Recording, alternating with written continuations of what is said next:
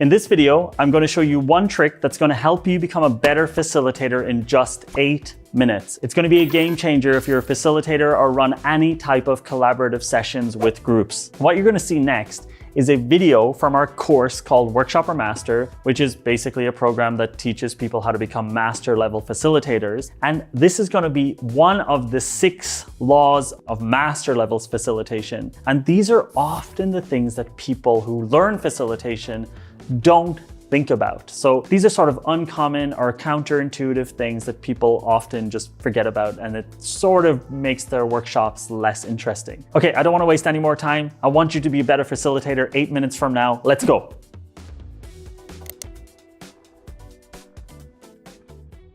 Law number 3, start strong, end stronger. This is one of the easiest laws to implement, but also the law that 90% of workshoppers forget.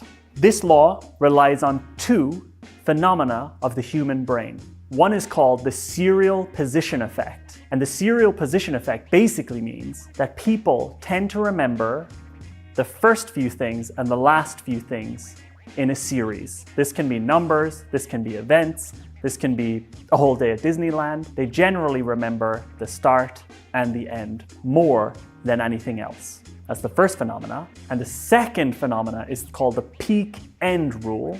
And the peak-end rule basically says that people don't remember an experience based on all of the individual moments of an experience. So for example, they won't remember the workshop because of all the individual moments. They'll remember one peak, meaning one high point, and they'll remember the end, and pretty much nothing else. 2 of these things combined mean that if you get the start right, and if you get the end right, you've basically covered 80% of the things that people are actually going to remember about your workshop. And this is why at AJ and Smart, we try to make sure our workshops start strong, start memorably, and they end strong, because they're going to forget everything in the middle anyway. And really the start and the end are the way you can really build in powerful moments that people go away with and think about forever.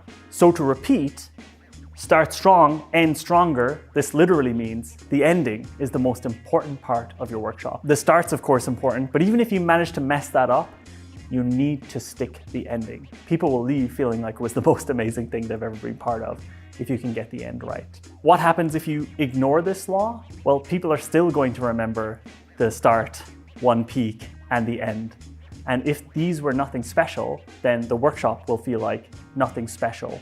Will feel like it just passed like a blur. And even if you got stuff done, and even if it was really interesting, and even if you actually achieved your task of solving the problems and doing whatever you were asked to do, they're still not necessarily going to have interesting memories if you don't start strong and end stronger with your workshop. So let's have a look at some things you can do to actually make this happen. Tip number 1 is to end with a highlight session. So what this means is generally, you just put up the agenda for the day that you just finished. Just put it on a board, put it on a screen, whatever. Just write up, these are the things we did for today. Then simply point at parts of the agenda. So for example, if you ran the expert interview session in the morning, simply point at that and say, hey, this morning we started with expert interviews. What's something you remember? What's something you enjoyed? What's something that changed when you did this exercise? And you ask the group. And always someone will put up their hand and say, actually, for me, it was really interesting to see that I was able to, get all my ideas out without talking. And so what you've done is you've had someone in the group create a highlight for you, and it feels good in the group. Then I'll go to the next section. Okay, we did the map. What's something positive that someone remembers from the map? What's something that stood out for you? What's something that, was different from how you normally work? Someone will put up their hand and they'll say, hey, this is what I remember from it. And the cool thing is, by the time you get to the end of the agenda, people in the audience or your participants have basically highlighted peaks and interesting points during the workshop for you, right? And for everybody else. And this leaves everybody going home with a really good vibe of the highlights and the memories and interesting things that happened during the workshop. And it also allows people who had special experiences during certain moments, it basically allows them to talk about their peak which maybe other people didn't have. And that basically gives other people the experience of, oh, yeah, there was this cool moment that happened there. And it really locks in some really nice memories at the end of the workshop. So one great way to end stronger is to go through the agenda of the day of everything that you've completed. First of all, hey everybody, we've gone through this entire agenda, give yourself a clap. Now what we want to do is just go through and remember some of the things we did today. In the first exercise in the morning, we did How Might We's. What's something you guys remember from that? And just let them talk about it. So that first tip is really just asking people to summarize parts of the day for you and for the group. It's a killer way to end a workshop. It sounds boring, but it always works really well. Tip number 2, and I really love this one, and it's again focused on the ending. And this is really you showing the progress that happened in the workshop.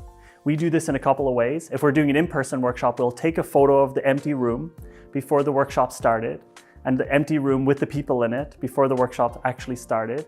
The walls are empty, there's nothing there, nothing has happened yet. Then we'll take a picture of the full room with all of the workshop materials, and I'll simply show that on a slide at the end of the workshop. And I'll say, when we got here this morning, how did you feel? What did you think was going to happen? We talk about what happened before, and I talk to them, like, what were your expectations? Then I show them the picture at the end of the day, and I really highlight how far they've come. When you came here today, you had all of these broad ideas. Right now, you have something tangible. You're moving forward. You all did amazing work. Here's what the room looks like. Here's what the day looked like. So I essentially take pictures in an in-person workshop, or I take screenshots of the Miro board for a remote workshop, and I show them that at the end. Here's what the Miro board looked like just 3 hours ago. We had nothing. Now look how much progress we've made. Look how much we've moved forward. It's a really great way to lock in the feeling of progression at the end of the day and give people the feeling of pride that what they've created is something special. It's a great way to put a cap on the end of the day, because it really should feel like closure. It shouldn't just fade out, because sometimes the last exercise in the day can be a tough one. You really need to close down the workshop properly, and showing the progress that people have made. Like the previous step, asking them for the highlights, but doing it visually is another fantastic way to end stronger. Tip number 3 is find the rituals that work for you for the start and end of a workshop. At AJ and Smart, for example, when we're running in-person workshops, the start of the day is where the best coffee is. So at the very, very start of the day, that's where we actually make really good coffee from roasted beans with proper milk and everything. And then, throughout the day, we kind of settle on just straight up pre-made coffee straight from a machine. So at the start of the day at AJ and Smart, one of the things in our rituals is coffee, and that's how we started. Another great way that we start workshops is we use warm-ups that we know get people into the moment very quickly. Another thing is, if you're running a remote workshop, a great way to get people excited, especially if you're all over the world, is really think about what could you get delivered to someone's house in the morning before the workshop starts to simulate this feeling of having some nice food, nice coffee at the start of the day. It's really about taking care of the fact that something has started and something has ended. And really, so the best coffee, the best food for us is always at the start, at the end of the day. Another thing we sometimes do at the end of a workshop is a little meditation. We'll do a little exercise where we have people write where they want to be in 2 years. There's all these little things, but really have rituals up your sleeve that you can test at the start and the end of workshops, and don't be lazy about it. Seriously, the amount of workshops that just fade out and fade in, it doesn't make sense if these are the moments that people are going to remember. You have to start strong and end stronger. And that is law 3 of master level facilitation.